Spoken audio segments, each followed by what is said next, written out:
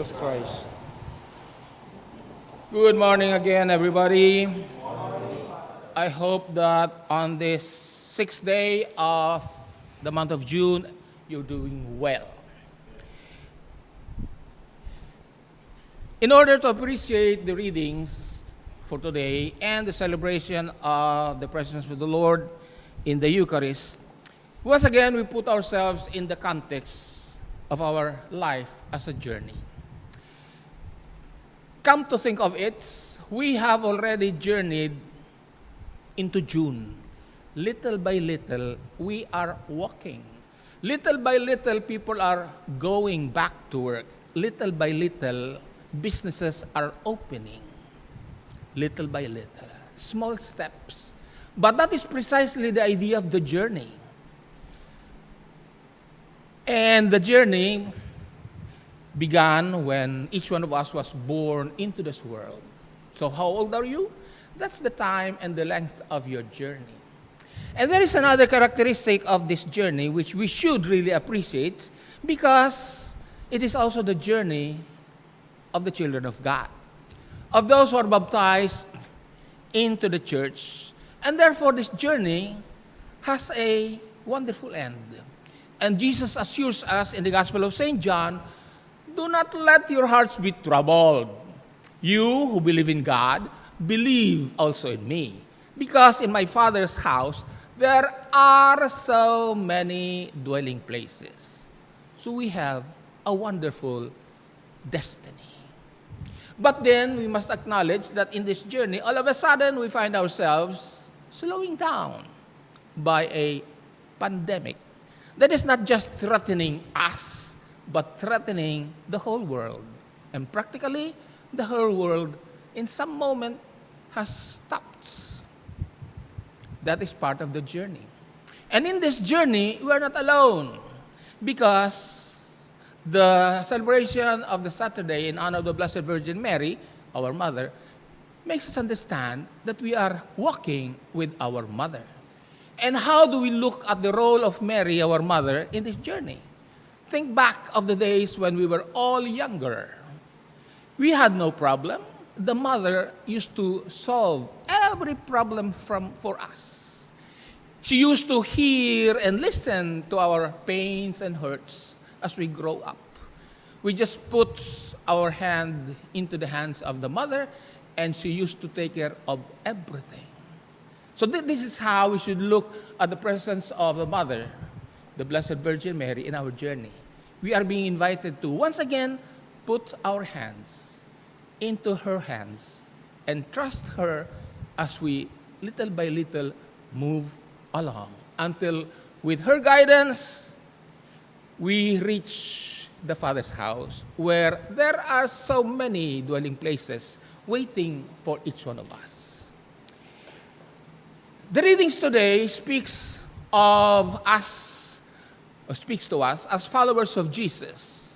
And how does this reading, what does this reading speak to us? Mark talks about Jesus. Actually, he was writing to the early Christian community made up of former Jews and Gentile Christians, now gathered in one community.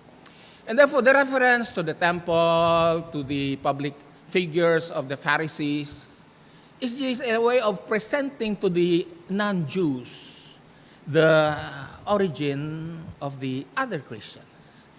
And in the first, it's about, actually, St. Mark here is talking about being followers of Jesus. How do we serve him? Service. The beginning of the Gospel of St. Mark is indicative of what the Lord would be doing during his lifetime. St. Mark starts the Gospel with the good news of Jesus, the Son of God.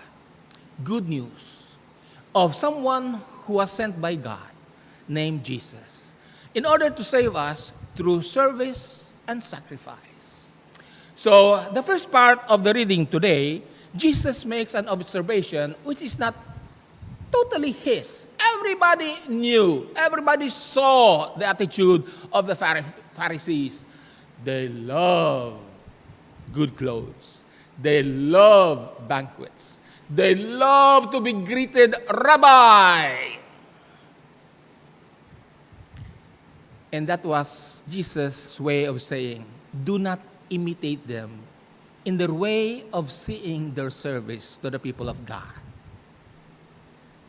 The second part is precisely the more important of the gospel, because now inside the temple, Jesus observed that many were putting their contributions into the treasury box, and he observed a widow putting in small coins. What was Jesus telling his disciples about service? He describes the widow as putting inside the box everything that she needed, at least for that day, to survive. Everything. While the rest put in money that just a surplus of their wealth. How is Jesus telling us today about service from the perspective of the experience of the widow? He is telling his disciples, if you want to follow me, give all. Not in terms of money, but in terms of attitude. Give your all. And the early Christian community experienced this giving all because precisely they left families, they left lands, they left everything. And most of them went abroad to proclaim the good news. They left everything. How about us today in our journey towards the house of our Father? In our journey, we are also being told, if you want to be my disciples, follow the example of the widow. Give all. Come to think of it, many of us, if not most of us, are giving our all. Mothers give their all to their children. Parents give their all to see their children grow up well. We see medical workers, nurses, doctors, and even those who man checkpoints are giving them their all in spite of the threat of being contaminated. Many people give their all. People pray giving their all. So we are doing it. What's the problem?